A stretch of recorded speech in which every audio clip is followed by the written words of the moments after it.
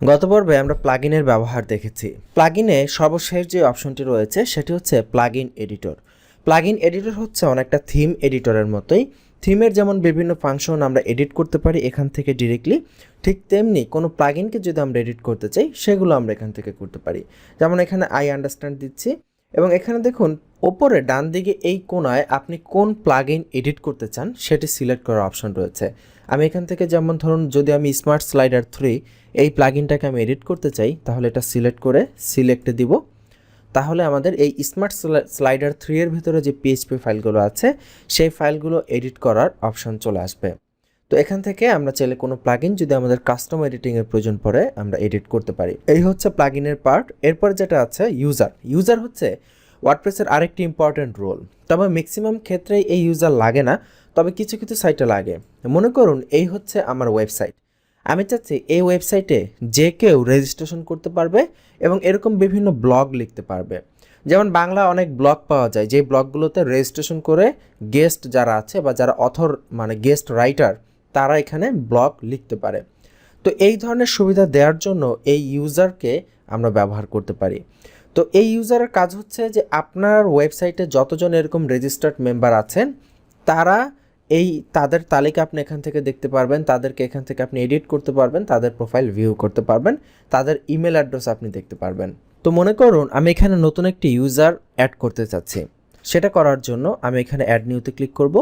তাহলে ইউজার বিভিন্ন ইনফরমেশন, যেমন যে ইউজারটা আমরা ক্রিয়েট করব সেই ইউজারের ইউজার নেম কী হবে, ধরুন আমি এখানে দিলাম itbari01, email address itbari01@itbari.com, full name তার এখানে দিলাম যে টেস্ট নেম লাস্ট নেম, ওকে, তার ফার্স্ট নেম দিলাম, লাস্ট নেম দিলাম। ওয়েবসাইট অ্যাড্রেস এখানে দিচ্ছি না। শো পাসওয়ার্ড, তার জন্য একটি পাসওয়ার্ড কী হবে, আমি এখানে ফর এক্সাম্পল পাসওয়ার্ড হিসেবে অ্যাডমিন দিয়ে রাখলাম। কনফার্ম উইথ পাসওয়ার্ড, এই ইমেল অ্যাড্রেসে ইউজারের নতুন একটা ইউজার যে ক্রিয়েট করা হয়েছে সেটা নোটিফিকেশন যাবে যদি এখানে টিক চিহ্ন থাকে। এবং রোল, এই রোলটা হচ্ছে ইম্পর্টেন্ট। এক একটা রোল মানে আপনি যে ইউজার ক্রিয়েট করবেন সেই ইউজারের রোলটা কেমন হবে, এক একটা ইউজারের রোল এক এক রকম। যেমন সাবস্ক্রাইবার, এটার পাওয়ার হচ্ছে সবচাইতে কম, এ শুধু সাবস্ক্রাইব করা, তার শুধু একটা অ্যাকাউন্ট আছে আর কিছুই নেই। কন্ট্রিবিউটর, সেখানে কিছু কন্ট্রিবিউট করতে পারবে। অথর, সেখানে লিখতে পারবে, আপনার ওয়েবসাইটে পোস্ট করতে পারবে। এডিটর, সে আপনার ওয়েবসাইটে থাকা পোস্টগুলোকে এডিট করতে পারবে। এবং অ্যাডমিনিস্ট্রেটর, ইনি হচ্ছে সবচাইতে বেশি পাওয়ারফুল। ইনি আপনার ওয়েবসাইটে আপনি নিজে যা কিছু করতে পারেন ইনিও হুবহু তাই করতে পারেন। তো আমি এখানে আপনাকে জাস্ট দেখানোর জন্য এটাকে এডিটর দিলাম, দিয়ে অ্যাড নিউ ইউজারে ক্লিক করলাম। আমাদের নতুন ইউজার ক্রিয়েট হয়ে গেছে। তো এখন দেখুন এখানে দুটো ইউজার শো করছে, একটি হচ্ছে অ্যাডমিন, একটি হচ্ছে itbari01। এবং এখানে আমাদের অ্যাডমিনের পোস্ট আছে 2টা এবং এনার এই ইউজারের কোনো পোস্ট নেই। তো এই যে আমরা ইউজারটা ক্রিয়েট করেছি, এখন আমরা এই ইউজার দিয়ে লগ ইন করা দেখব। তো এই ব্রাউজারও তো আমরা অলরেডি এটা দিয়ে লগ ইন করা আছি। আমরা আরেকটি ব্রাউজার ওপেন করে নিচ্ছি বা একটি ইনকগনিটো মোড ওপেন করে নেই। এখান থেকে নিউ ইনকগনিটো মোড, ইনকগনিটো মানে হচ্ছে এটা টোটালি একটা নিউ ট্যাবে ওপেন হয়েছে। এইটা মানে এটার কোনো হিস্টোরি জমা থাকবে না, তার পাশাপাশি এই ট্যাবে আমরা যা কিছুই করব মানে এটার কোনো আইডি পাসওয়ার্ড আগে যেটা লগ ইন করা ছিল সেটা এখানে প্রদর্শিত হবে না। তো আমরা আমাদের ওয়েবসাইটে যাচ্ছি, এখন আমরা লগ ইন করবো। ডাব্লুপি অ্যাডমিনে চলে যাচ্ছি। আমরা itbari01 দিয়ে একটা ইউজার নেম ক্রিয়েট করেছিলাম এবং পাসওয়ার্ড দিয়েছিলাম অ্যাডমিন। এবার আমরা লগ ইনে ক্লিক করছি, দেখব যে আমাদের এই ইউজার নেমে লগ ইন হয়ে গেছে। দেখুন এখানে চলে এসেছে। তো এটার ইউজার রোল দেওয়া আছে এডিটর, আমরা শুধুমাত্র কিছু জিনিস এখান থেকে এডিট করতে পারবো। তো এইটার ড্যাশবোর্ডে দেখেন এই দিকে বেশ কিছু অপশন নেই, এখানে অ্যাপিয়ারেন্স অপশন নেই, তারপর অন্যান্য আর অনেক অপশন নেই। তো এরকম ইউজার রোলের ওপর ভিত্তি করে এই অপশনগুলো থাকবে বা চলে যাবে। যেমন দেখেন এখানে অনেক অপশন ছিল আমাদের, কিন্তু আমরা যে ইউজারটা ক্রিয়েট করেছি যেহেতু আমরা তাকে এডিটর হিসেবে দিয়েছি, দেখুন এই যেখানে এডিটর একজন, এই যে itbari01 উনি হচ্ছে এডিটর। সো এই জন্য তার এডিটরের যে রোলগুলো আছে শুধুমাত্র সেই রোলগুলোই সে পাবে। যদি সাবস্ক্রাইবার দিতাম তাহলে রোল আরও চলে যেত। যেমন এই ইউজারকে আমি যদি এখন এডিট করতে চাই, এডিটে ক্লিক করছি, এখান থেকে তার রোল এই যে ইউজার রোল এটা চেঞ্জ করে সাবস্ক্রাইবার করে দিচ্ছি, দিয়ে এবার আমি আপডেট ইউজার দিচ্ছি। এবার আমরা এটাকে যদি রিফ্রেশ করি দেখব আরও চলে গেছে। দেখুন এখানে শুধুমাত্র 2টা অপশন, আর কোনো অপশনে নেই। তো এইভাবে আমরা ইউজারকে কন্ট্রোল করতে পারি। এখন কথা হচ্ছে এটা তো আমি ম্যানুয়ালি ইউজার ক্রিয়েট করলাম, বাট অটোমেটিক্যালি আমার ওয়েবসাইটে আমি রেজিস্ট্রেশনের সিস্টেম রাখবো যে অটোমেটিক্যালি কেউ এখানে ইউজার নিজেরটা নিজে ক্রিয়েট করতে পারবে। আমাকে কিছু করতে হবে না। সেটা করার জন্য আমরা সেটিং অপশনে চলে যাব। সেটিং থেকে আমাদেরকে প্রথমে সিলেক্ট করে দিতে হবে এখানে কেউ রেজিস্ট্রেশন করতে পারবে কি না। দেখুন এই যে সেটিংয়ে গেলে এই জেনারেল সেকশনে এই মেম্বারশিপের ভেতরে এখানে একটি অপশন আছে এনিওয়ান ক্যান রেজিস্টার। এখানে আমাদেরকে টিক চিহ্ন দিতে হবে। যদি টিক চিহ্ন দেই তাহলে যে কেউ আমাদের ওয়েবসাইটে রেজিস্ট্রেশন করতে পারবে। এবং যখনই কেউ রেজিস্ট্রেশন করবে তার রোল কি হবে, সে কি একজন সাবস্ক্রাইবার হবে নাকি অথর হবে না এডিটর হবে। তো আমরা তার রোল দিয়ে দিচ্ছি অথর। তো অথর দিয়ে এবার যদি আমরা সেভ চেঞ্জেসে ক্লিক করি তাহলে এখানে রেজিস্ট্রেশন করার অপশন চালু হবে। তার মানে এখন আমার ওয়েবসাইটে রেজিস্ট্রেশন করার অপশন চালু আছে। এবার যে কেউ নিজে নিজে আমার ওয়েবসাইট থেকে রেজিস্ট্রেশন করতে পারে। এবার আমার মনে প্রশ্ন আসতেছে, আসলে এই যে আমরা বললাম যে কেউ রেজিস্ট্রেশন করতে পারবে, এখন রেজিস্ট্রেশনটা করবে কোথা থেকে, রেজিস্ট্রেশন করার অপশনটা সে কোথায় পাবে বা কোন লিঙ্কে গিয়ে রেজিস্ট্রেশন করবে। তো এখন মনে করেন এই যে কোন লিঙ্কে গিয়ে রেজিস্ট্রেশন করবে এই বিষয়টা আমিও ভুলে গেছি। আমি যে ভুলে গেলাম এখন আমি এটা বের করব কিভাবে। ভিডিওটা এখানে পজ করুন এবং আপনাকে আমি বলছি যে আপনি এটা বের করার চেষ্টা করুন যে ওয়ার্ডপ্রেসে কোনো নতুন ইউজার কোন লিঙ্কে গিয়ে রেজিস্ট্রেশন করতে পারে। এটা হচ্ছে আপনার হোমওয়ার্ক। ভিডিওটা এখানেই পজ করুন। আশা করি অনেকেই বের করতে পেরেছেন যে আসলে কোথায় কোন লিঙ্কে গিয়ে এটা রেজিস্ট্রেশন করবে নতুন কোন ইউজার। যারা পেরেছেন তাদেরকে ধন্যবাদ, যারা পারেন নাই তাদেরকেও ধন্যবাদ। আমি বলে দিচ্ছি যে এই টাইপেরই যখন কোনো সমস্যা আপনার মধ্যে চলে আসবে যে আপনি বুঝতেছেন না কোথায় গিয়ে রেজিস্ট্রেশন করতে হবে, তখনই আপনি যেটা করবেন গুগলে সার্চ করবেন। আবার অনেকে এটা বোঝাই না যে আসলে গুগলে কী লিখে সার্চ করব। তো গুগলে আসলে কী লিখে সার্চ করবেন তার এমন কোনো সূত্র নেই। সূত্রটা হচ্ছে একটাই, আপনি যেটা চান সেটাই ইংরেজিতে লিখে সার্চ করবেন, আর কিছুই না। যেমন আমি কি চাই যে কিভাবে মানে কোথায় একটা নতুন ইউজার কোন লিঙ্কে গিয়ে কোন ইউআরএলে গিয়ে রেজিস্ট্রেশন করতে পারে, তো আমরা গুগলে ঠিক এক্স্যাক্টলি এটাই সার্চ করতে পারি। তো এখানে আমরা লিখব যে এক্স্যাক্টলি কোন ইউআরএল গিয়ে রেজিস্ট্রেশন করতে হয়।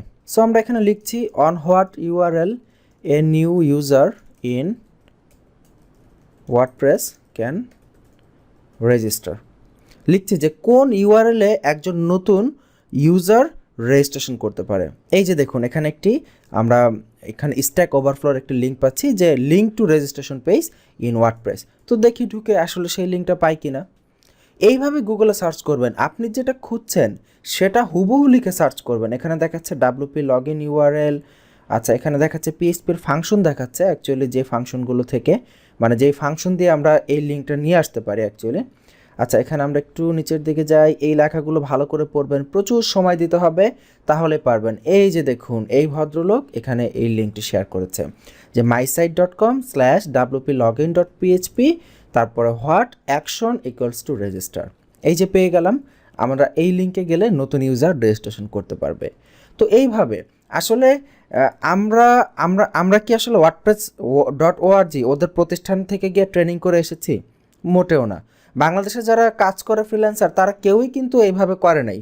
দু একজন যদি করে থাকে আমি জানি না সেটা, হোয়াটএভার। তো শিখতে হবে এইভাবে গুগলে সার্চ করে করে। যত বেশি গুগলে সার্চ করে সার্চ করে আপনি শেখাটা প্র্যাকটিস করবেন তত আপনার জন্য বেটার হবে। তো দেখি এবার এই লিঙ্কে গিয়ে আসলে রেজিস্ট্রেশন করা যায় কিনা। তো আমরা এখান থেকে লগ আউট করে দিচ্ছি। লগ আউট করে তো লিঙ্কটা কেমন ছিল যে আপনার ওয়েবসাইটের .com মানে আপনার ওয়েবসাইট.com এটা হচ্ছে আমাদের website /wplogin.php what action equals to register লিখে এবার আমরা এন্টার প্রেস করে দেখি আসলে রেজিস্ট্রেশন করা যায় কিনা। দেখুন এই যে রেজিস্টার ফর দিস সাইট অপশনটি চলে এসেছে। তো এই অপশনটি কিন্তু আসতো না যদি আমরা এখান থেকে এনিওয়ান ক্যান রেজিস্টার এটা যদি টিক চিহ্ন দিয়ে সেভ চেঞ্জ করে দিতাম।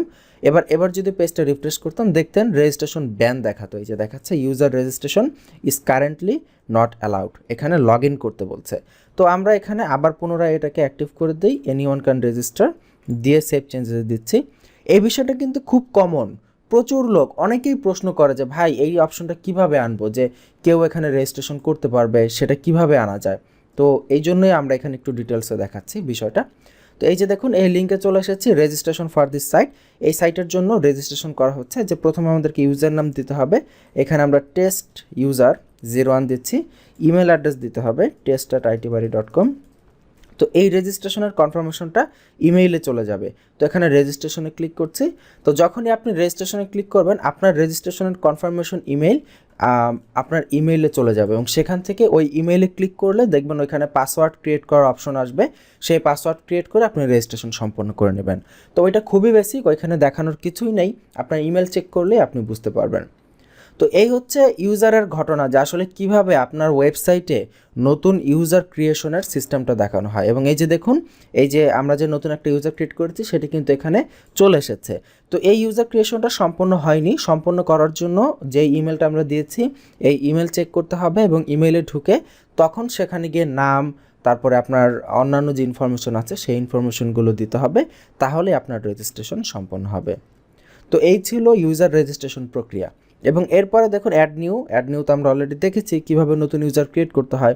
এরপরে ইউর প্রোফাইল, এই প্রোফাইল থেকে আমরা বিভিন্ন আমাদের প্রোফাইলের অপশন চেঞ্জ করতে পারি। যেমন এই যে ওয়ার্ডপ্রেসের যে কালার স্কিম, এই যে ব্ল্যাক কালার শো করছে, এটা চেঞ্জ করতে পারি।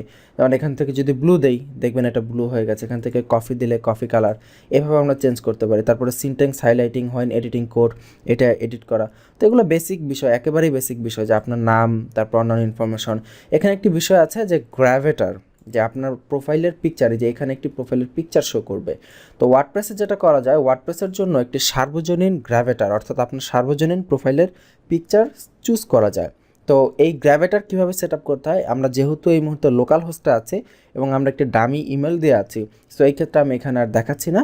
ভবিষ্যতে ইনশাল্লাহ টিউটোরিয়াল করার মাঝখানে যদি খেয়াল থাকে অ্যাকচুয়ালি আমরা ইনশাল্লাহ আপনাকে দেখানোর চেষ্টা করব যে কীভাবে এই গ্র্যাভেটার সেট আপ করতে হয়। এই হচ্ছে, এখান থেকে আপনি আপনার পাসওয়ার্ডকে মডিফাই করতে পারবেন জেনারেট নিউ পাসওয়ার্ড দিয়ে।